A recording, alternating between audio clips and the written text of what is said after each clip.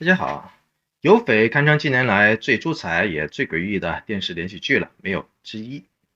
因为明明是演技细腻、情感到位、口碑炸裂、好评如潮，而且收视逆天，偏偏就影评抄底，遗憾连连，众说纷纭。正如当年赵丽颖愤而抛出的汉堡对比图一般，似乎一切的答案都在汉堡当中若隐若现了。然而呢，一道绕不过去的坎儿，一个非常关键的人，依旧深藏在了整个故事的背后，或者说同一时间的两个故事的背后。他一边眼睁睁地看着有匪进入到了史上最大的舆论漩涡当中，一边又悄悄地开启了几乎同一时间的司藤的意外的辉煌。他既是这段历史的最强参与者，甚至主导者，也是逐流当中拼尽全力的最后的点火者，或者说牺牲者。